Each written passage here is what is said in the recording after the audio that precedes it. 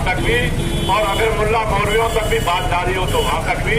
और सबको मैं ये निवेदन करना चाहता हूँ, मैं आपको प्रार्थना करना चाहता हूँ, पूरे विश्व में माननीय मोदी जी का परचम फहराया, वो भगवा ध्वज फहराया गया है और पूरे देश में मोदी मोदी मोदी हो रहा है, क्योंकि इस देश की सुरक्षा के लिए, माता बहनों की रक्षा के लिए, गौ माता की रक्षा के लिए और इस देश को सुरम बर्बादी पहुंचाने के लिए, सोने की चिड़िया बनाने के लिए और भारत को फिर अखंड बनाने के लिए बाबा आपके बीच आए हैं। बाबा सीधे हमारे और माननीय मोदी जी के प्रतिनिधि है। आपके बीच में हमारे साथ श्री अजय मेत्री, व्यापार महासंघ के अध्यक्ष और खंडलाल समाज के नेता भी, हमारे भाई सुपर जी, मंडल अध्यक्ष रविंद्र भी, और भी बहुत सारे नेता हैं, हमारे अशोक सिंह जी, हमारे फलानिया जी, भाई इंद्र जी। बाकी मेरे भाइयों, मेरे दोस्तों, मेरे मित्रों, आप लोग को दर्द सुनते रहते हैं। आप लोग शेरों के बच्चे हैं और बफर शेर के साथ रहते हैं। आप लोगों में कोई कमी नहीं है, इसलिए मुझे पता है कि गवर्नर का 99% vote, 99% vote Bharatiya Janata party को, कमल के फूल को और माननीय मोदी जी को पड़ेगा। यह वोट माननीय मोदी जी के लिए है और वह प्रधानमंत्री बनाने के लिए बाबा साहब जी से मैं निवेदन करूंगा कि वो आपको बाबा बालक नाथ जी, बाबा कान संत है, बाबा कान नाथ है, जो ज्ञान हृदय नाथ है। आपके बीच में बाबा ज्ञान नाथ और बाबा बालक नाथ आए हुए हैं, आप सुने।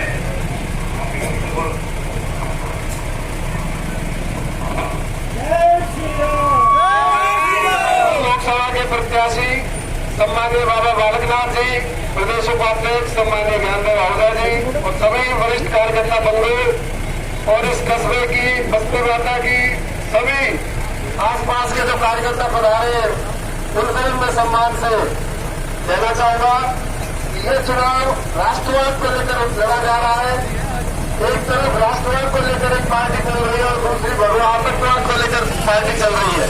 तो मेरा आप सब लोगों से यही कहना है कि आप भी यही चाहते हैं, हम सब भी यही चाहते हैं कि नरेंद्र मोदी भारत के प्रधानमंत्री पुनः बने। उसके लिए बाबा बालकनाथ जी को यहाँ से हमें भारी बहुमत से विजय बनाना होगा। अभी एक अफवाह चल रही है कि राजगढ़, लक्ष्मणगढ़, ग्रामीण और रामगढ़ ये तीनों कमजोर है। हमें रामगढ़ को इस तरह दिखाना है, एकजुट होकर है।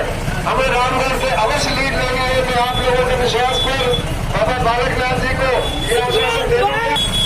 आप सब लोगों के आशीर्वाद से ही, मुझे भी आप लोगों ने बहुत अच्छा आशीर्वाद दिया, लेकिन कोई कारण रहे कि सफलता नहीं मिली, उसके लिए मैं आप सबका आभार प्रकट करता हूँ। आप सब लोगों को धन्यवाद देता हूँ कि आप सब लोगों ने मुझे प्यार और सम्मान दिया। और मैं आज आपसे यही निवेदन और आपसे आशीर्वाद मांगने बाबा बालकनाथ जी के लिए सब हम आए हैं। आप 6 मई को सभी एक मत पेटी तक पहुंचे और कमल का बटन दबाकर आप बाबा बालकनाथ जी को समर्थन दें, जिससे कि भारत के प्रधानमंत्री नरेंद्र मोदी जी बने। जैसा कि आप जानते हैं कि अभी जो कमांडर अभिनंदन, कोई अपनी मोटरसाइकिल चोरी हो जाए तो 50 घंटे में वापस नहीं आती है। नरेंद्र मोदी जी ऐसे सख्त प्रधानमंत्री, उन्होंने 50 घंटे में अभिनंदन को पाकिस्तान से वापस मंगवा दिया। तो इस तरह का मजबूत प्रधानमंत्री हमें बनाना है तो बाबा बालकनाथ जी को लोकसभा में भेजना ही होगा।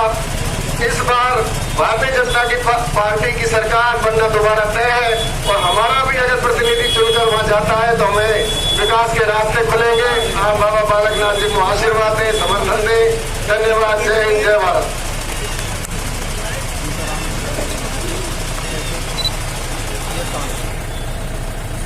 गोविंदगढ़ के से पावन धरा पर, जिसका नाम हमारे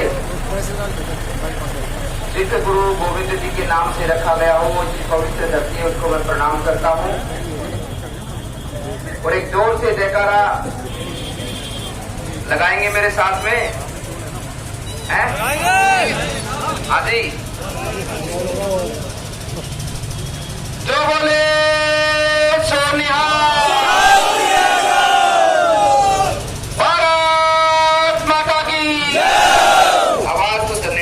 आप क्या है? वो जनरेटर जोर से बज रहे आपसे, तो जनरेटर बढ़ाए 4 गुना बड़ी होनी चाहिए। वो तो भारत माता की। गोविंदगढ़ की इस परम धरा पर उपस्थित हमारे राजस्थान प्रदेश के उपाध्यक्ष श्री ज्ञानदेव आहूजा जी और हमारे आप सबके चहेते प्रत्याशी रहे श्री सुखवंत सिंह जी और उपस्थित सभी भारतीय जनता पार्टी के वरिष्ठ कार्यकर्तागण और गोविंदगढ़ के सभी बुजुर्ग युवा साथी, माताएं बहनें, प्यारे बच्चों, मैं आपसे पूछना चाहता हूं कि 23 मई को जो परिणाम आएगा उसमें सरकार किसकी बनेगी? उधर से आवाज नहीं आ रही, आगे से नहीं आ रही, वहां से आगे आवाज नहीं आ रही। सरकार किसकी बनेगी? मोदी जी की सरकार बनेगी। मोदी, ये आवाज पूरे देश की है, ये पूरे देश की आवाज है, पूरे देश की हर कोने से आ रही है, चाहे कर्नाटक हो, चाहे उड़ीसा हो, चाहे हमारा जम्मू कश्मीर हो, गुजरात हो, महाराष्ट्र हो, हर उस क्षेत्र से, अंडमान निकोबार हो, हर जगह से यही आवाज आ रही है कि प्रधानमंत्री श्री नरेंद्र मोदी भारत के पुनः प्रधानमंत्री बनना निश्चित है, सुनिश्चित है। हमारे देश में एक और नारा बुलंद है, हमारे देश में नारा है मोदी मोदी मोदी मोदी मोदी मोदी मोदी मोदी मोदी मोदी मोदी मोदी मोदी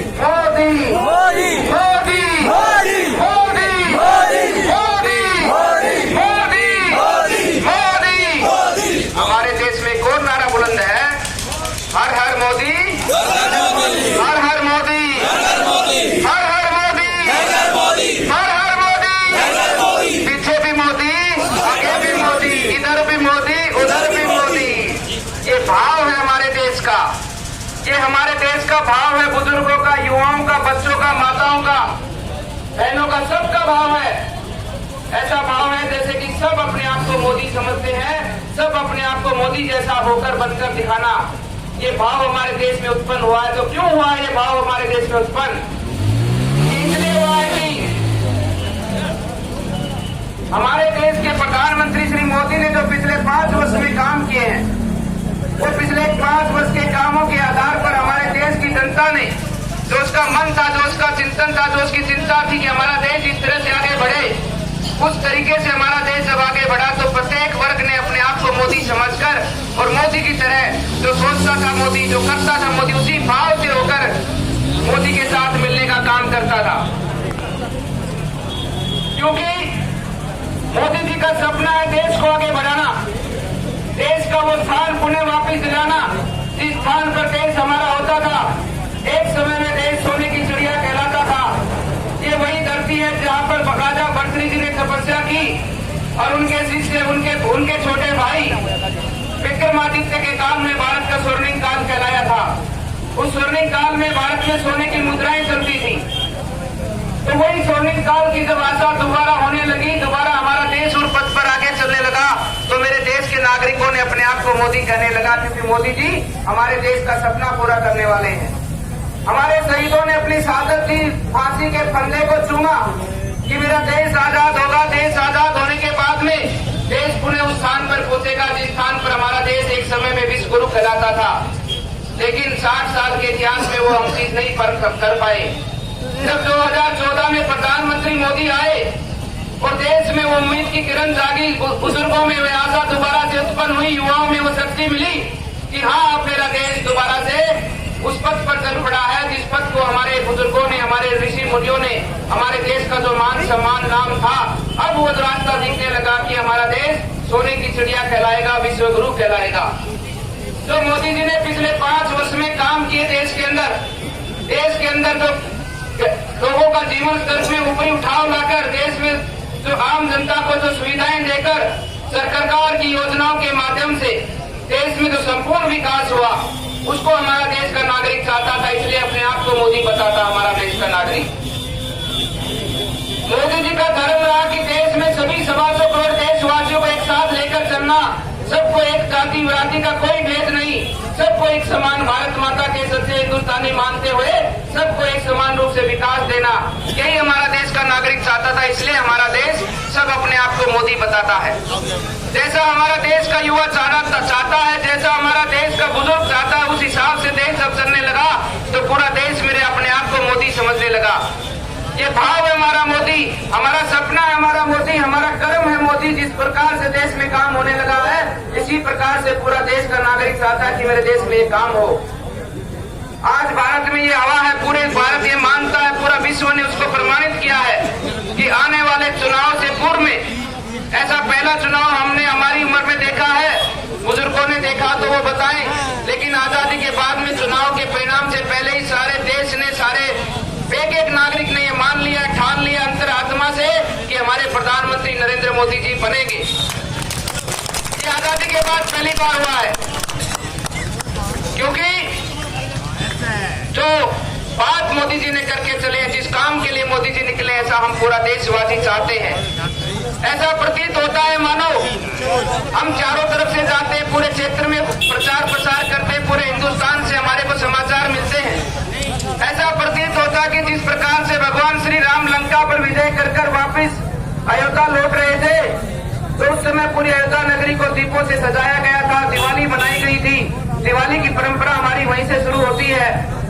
उस प्रकार का इंतजार पूरा देश कर रहा है कि जैसे कि हमारे प्रधानमंत्री दोबारा से जब जीत कर आसीन होंगे तो देश पूरी खुशियां मनाएगा, पूरी दिवाली मनाएगा देश में। ऐसा मेरे लोगों से प्रतीत होता है, मेरे लोगों की चमक ऐसे दिखती है, उनकी खुशी ऐसे दिखती है, जैसे कि इंतजार हो कि राम जी आएंगे, देश को आगे बढ़ाएंगे। ऐसे प्रकार से हमारे देश में मोदी जी के लिए भाव हमारे देश के लोगों में है। मैं चाहता हूं कि अपने देश के इस लोगों के भाव को, अपने इस अलवर की नगरी को राजस्थान में सिंह नगरी कहा जाता है, तो अपनी ऐतिहासिक जीत के साथ अलवर का परचम सबसे ऊंचा लहराना हम सब का काम है। हम सब का काम है कि आने वाली जीत को राजस्थान की 25 सीटों में सबसे अधिक मतों से विजयी बनाए, क्योंकि अलवर का नाम सिंह द्वार है और शेर का काम सदैव बड़ा काम करना होता है। शेर की तरह बड़ा काम करके दिखाएंगे। हम दिल्ली के बहुत नजदीक है, दिल्ली हमारे से बहुत नजदीक है, और राजस्थान की जीत अगर हमारी सबसे बड़ी जीत होगी तो राजस्थान का परचम सबसे ऊंचा होगा। जो भी प्रधानमंत्री मोदी का, जो भी हमारी भारत सरकार की योजनाएं आएंगी तो निश्चित रूप से सबसे पहले अलवर में आएंगी और सबसे ज्यादा आएंगी। इसके लिए हम बड़ी जीत हमारे अलवर में जल का बहुत अभाव है, पानी पीने की बहुत बड़ी समस्या है।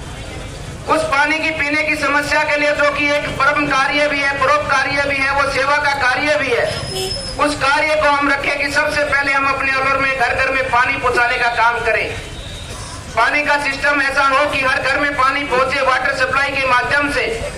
उसके लिए सबसे पहला काम किया जाए तो हमें सबसे बड़ी जीत देकर मोदी जी को देनी होगी, और निश्चित रूप से हम अपने अलवर के लिए पेयजल सुविधा का अच्छा कार्य कर पाए। इसके लिए हमें सबसे बड़ी जीत देनी होगी। उसके साथ साथ शिक्षा के क्षेत्र में, स्वास्थ्य के क्षेत्र में, इन सभी विषयों पे हम अपनी सरकार से, अपनी नरेंद्र मोदी जी से अपने अपने अलवर के क्षेत्र के लिए विकास के कार्य की योजना ला पाए। इसलिए आप सब संकल्पित हो, संगठित हो, जाति भाव को छोड़ दो, जाति बाती से ऊपर उठो, धर्म परंपरा से ऊपर उठो और राष्ट्र हित में सोचते हुए, देश के लिए सोचते, सबसे बड़ा धर्म है, भगवान श्री कृष्ण ने गीता में कहा सबसे परम धर्म राष्ट्र धर्म सबसे बड़ा धर्म है। उसको मानते हुए आने वाले चुनाव के अंदर अपनी भारतीय जनता पार्टी को सबसे अधिक मतों से अलवर में जिताने का हम काम करें, ताकि हम अपने अलवर के लिए विकास की योजनाओं को ज्यादा से ज्यादा ला सके। देश में हमारा जब 400 सीटें पूरे देश में आने वाली है, अब 400 सीटों में कौन किससे कम रहा है, तो बहुत सारे सांसद अपनी भारतीय जनता पार्टी के होंगे, लेकिन अगर हमारी राजस्थान की अलवर की सीट सबसे अधिक मतों से जीती जाएगी तो इसके ऊपर हमारा विशेष ध्यान प्रधानमंत्री मोदी का रहेगा। लेकिन एक बात मैं बताऊं, 400 सांसद पार्टी के जीत के आए, चाहे 500 जीत के आए, लेकिन बाबा और सरदार तो हजारों की भीड़ में अलग ही दिखता है, कितना ही हो चाहे अलग ही दिखेगा। तो इसलिए हम आने वाले चुनाव 6 तारीख तक हम अपने लोगों को जोड़े, सभी भाइयों को जोड़े, भारतीय जनता पार्टी के पक्ष में जोड़कर मतदान कराएं। हमारे पास उचित लक्ष्य है, हमारे पास उचित काम है, जो 5 वर्षों में पार्टी ने किया है, उचित लक्ष्य, उचित काम है, उसको लेकर हम लोगों के पास आए, अधिक से अधिक मतों से अपनी पार्टी को विजयी बनाए। पूरा देश एक गवाह में है, तो रामगढ़ क्यों नहीं, रामगढ़ से भारतीय जनता पार्टी भारी मतों से क्यों नहीं, जब पूरा देश भारतीय जनता पार्टी को जिताता है तो रामगढ़ को एकजुटता होकर राम भगवान राम की तरह, मर्यादा पुरुषोत्तम राम की तरह अपने को धर्म की स्थापना करने के लिए रामगढ़ से राम जी को जिताना ही होगा।